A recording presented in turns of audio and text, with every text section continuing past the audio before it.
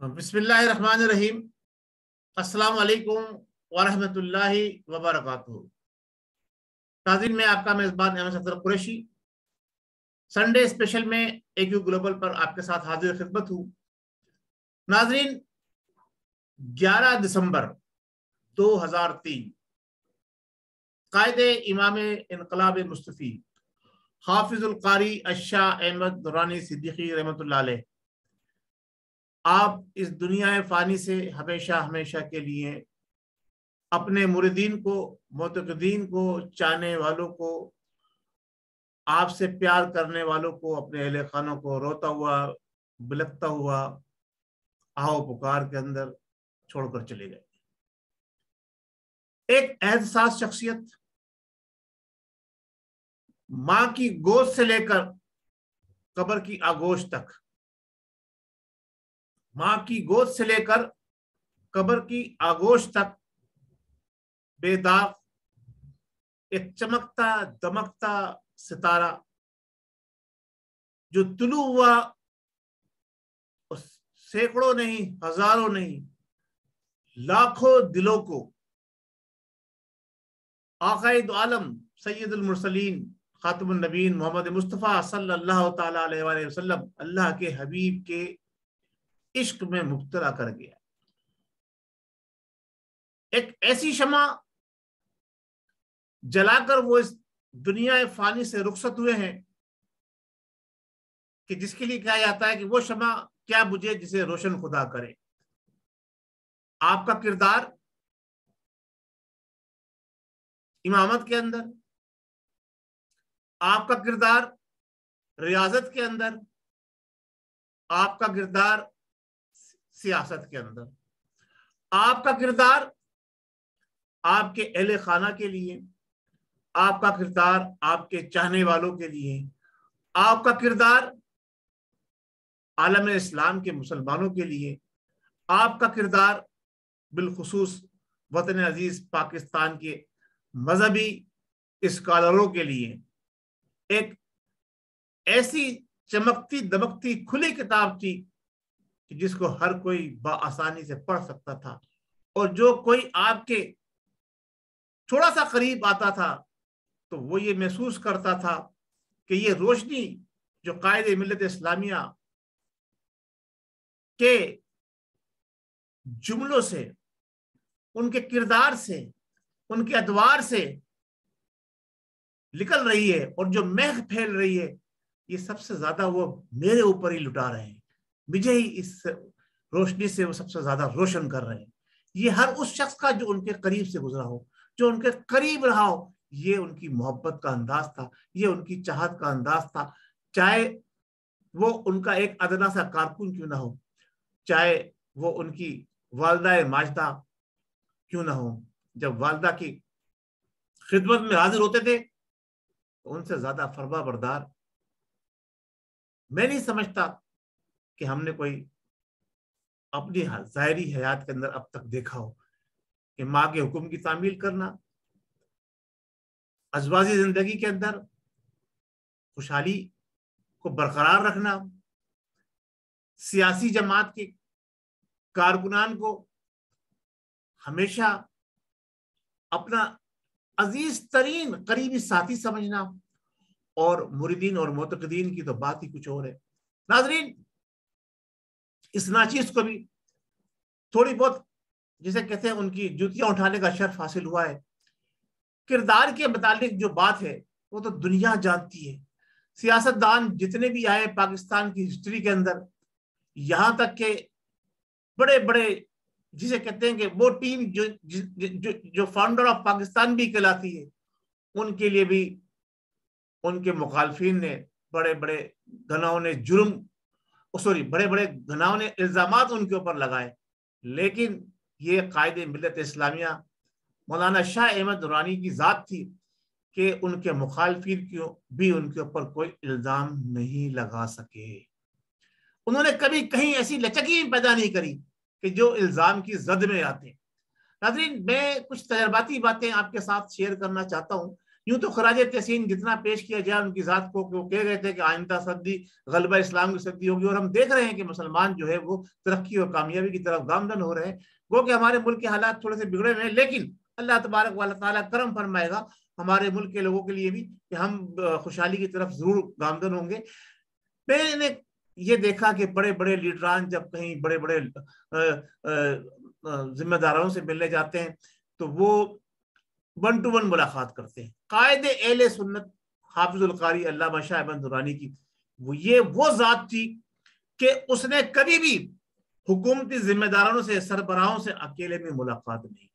جب بھی گئے وقت کی صورت میں گئے، اپنے ساتھیوں کو ساتھ لے گئے. اور مج ناصر کو بھی یہ شرف حاصل ہوا ہے، 1 مرتبہ نہیں 3 مرتبہ، چاہے وہ رفیق کارڑ صاحب سے ملنے جا رہے ہوں، یا وہ غلام کیا نام ہے ان کا فاروق لغاری صاحب سے ملنے جا رہے ہوں، اور چاہے وہ جتوئی صاحب سے جو کیئر ٹیکر وزیر اعظم بنے تھے وہ گئے ہوں. مجھے یہ شرف حاصل ہوا کہ میں بھی ان کے ساتھ شامل رہا ہوں. تو یہ ہے کردار کی شفافیت کہ ایک اپنے ادنا سے خادم کہہ لیں، اپنے سے سیاسی ورکر کہہ لیں، یا اپنا سے ایک ادنا سا چاہنے والا کہہ لیں، اس کو بھی انہوں نے پیچھے نہیں چھوڑا. جب وہاں گئے تو میٹنگ میں اپنے ساتھ رکھا. یہ ہے شفافیت. اسی طرح سے ان کا کردار جو صاف و شفاف رہا ہے، دنیا اس کی مثال دیتی ہے. چاہے وہ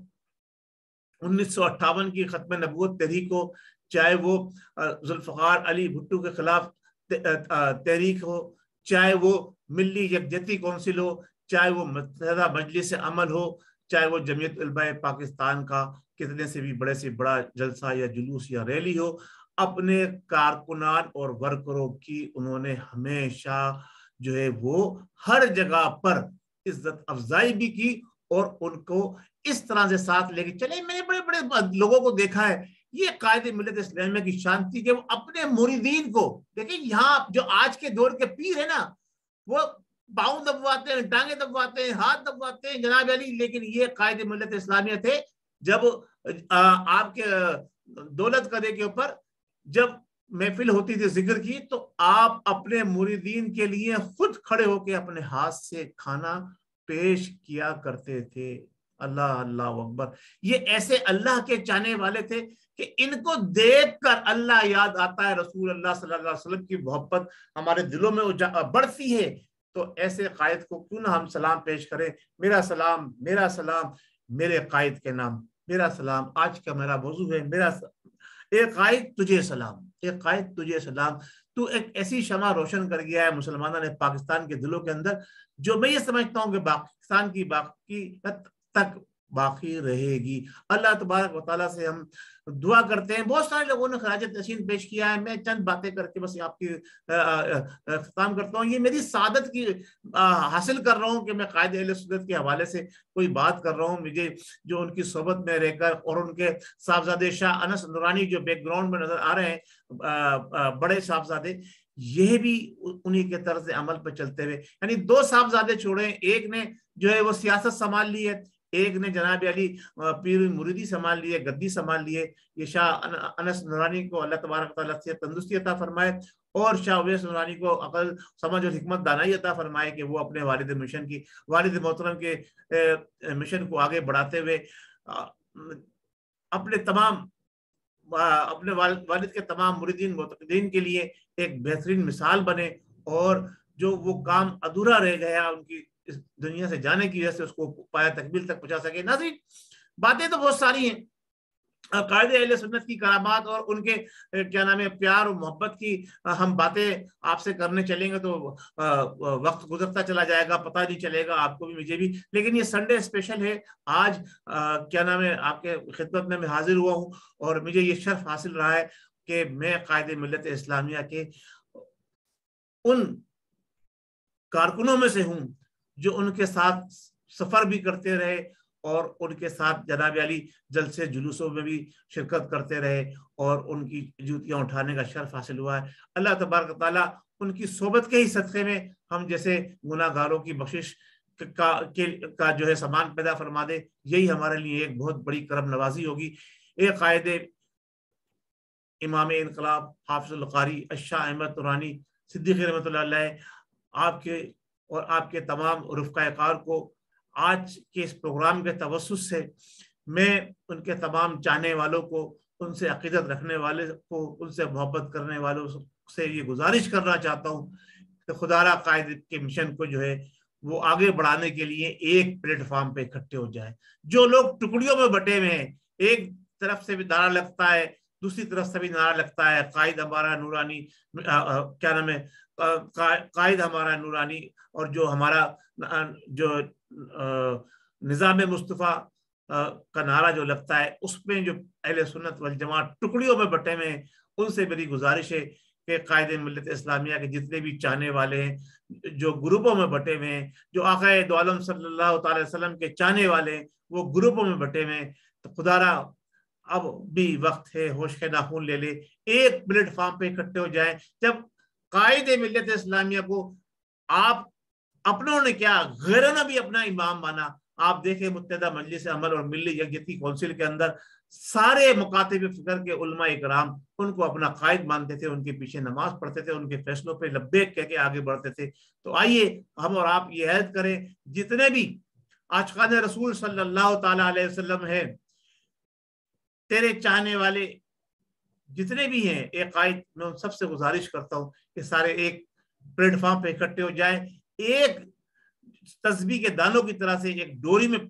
اپنے آپ کو پرولے، اور پھر ملک کے اندر نظام مصطفیٰ کے حمدی لفاظ کے لیے جد و جہد کرے. تو انشاءاللہ تبارک و تعالیٰ آپ کا جو مشن ادھورا رہ گیا تھا وہ پایہ تکمیل تک پہنچے گا. آپ کی عظمت کو میرا سلام، آپ کی عظمت کو میرا سلام. مسلمان پاکستان یہ وہ شخصیت تھی جو صدیوں میں پیدا ہوتی ہے. قائد اعظم رحمت اللہ علیہ کے بعد اگر ملک وطن پاکستان نے کوئی سچا اور راسخ العقیدہ عاشق رسول پاکستان میں دیکھا ہے، تو میں یہ سمجھتا ہوں کہ علامہ شاہ احمد درانی سے بڑھ کر کوئی بھی ابھی تک سامنے نہیں آیا. بڑے بڑے گدی نشین ہیں یہاں پر، لیکن جو قائد ملت کی بات تھی وہ بات ہی کچھ نرالی تھی. وہ ہر فیلڈ کے اندر ایک ماسٹر تھے، ہر فیلڈ کے اندر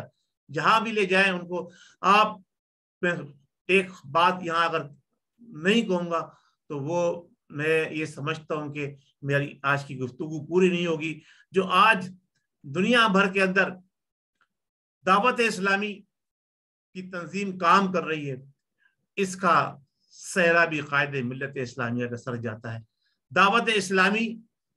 کی صحیح معنوں میں جو بنیاد رکھنے والے، جو فاؤنڈیشن ڈالنے والے، اس تحریک کو جناب علی اپنے پیسے سے، ذاتی پیسے سے، میں چشمدید گواہ نہیں بلکہ میں اس کا ایک جیتا جاگتا ابھی بھی موجود ہوں، ایک ایسا وٹنس جو میں یہ آپ کو بات کہہ رہا ہوں کہ اپنے ذاتی پیسوں سے اور اپنی انتہائی خاص توجہ کے تحت انہوں نے دعوت اسلامی کو پروان چڑھانے میں اہم کردار ادا کیا. بعد میں جو کچھ ہوا وہ بات علیحدہ ہے. میں یہ بتاتا چلوں کہ مجھے یہ بھی شرف حاصل ہوا ہے کہ دعوت اسلامی کی جو مرکز فیضان مدینہ نیو سبزی منڈی کراچی کے اندر، اس کے کاغذات کی کاپی اور اس کے جو لیز کے ڈاکومنٹ تھے اور جو وہاں پانی کے کنیکشن وغیرہ کے معاملات تھے قائد اہل سنت کے حکم پر، اس پر میں نے بہت خاص طور سے کام کیا. اور پانی کا بڑا کنیکشن قائد اہل سنت کے حکم پر میں گیا اور میں نے جو ہے وہ اس وقت کے جو ایکسین تھے واٹر بورڈ کے، ان کے ذریعے وہ کام کرا کے دیا. تو یہ ہے قائد اہل سنت جو ہر دور کے اندر اہل سنت کو اکٹھا کرنے اور اہل سنت کو جو ہے جوڑنے میں لگے رہے. اللہ تبارک و تعالیٰ ان کے درجات بلند کرے. اور میں صرف یہ بتانا چاہ رہا تھا کہ آج دنیا بھر میں جو اہل سنت کا جو نام دعوت اسلامی کے ذریعے پھیلا، اس پودے کی